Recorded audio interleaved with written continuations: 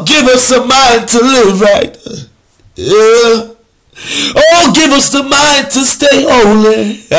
Give us the strength to keep pushing. Give us the strength to keep pushing.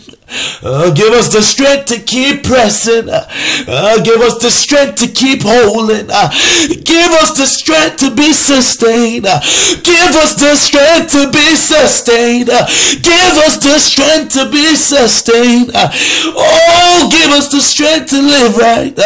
Oh God, a way of escape, oh God. Oh, there you shall provide it for us. I will not forsake the laws. I will not turn my back on Morristown. I shall hold on. I shall live right. I shall stay holy. Oh, yeah, yes.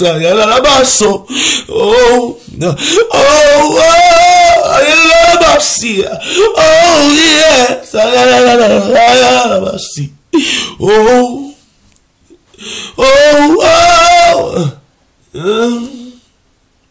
Hallelujah.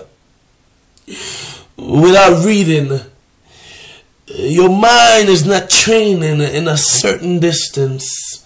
If it is not training in that certain distance, you will become deficient in that particular area, which means that you will not be able to win in that race.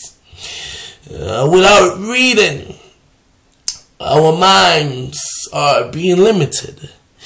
Our minds are not expanding in a way it ought to be able to operate in different dimensions and different regions. It's not able to be fortified when placed in that certain place. Hallelujah. But it's important. It's very important for us to read, because when we read, it helps us to remember the codings, the patterns, the inscriptions that are on our hearts. It helps us to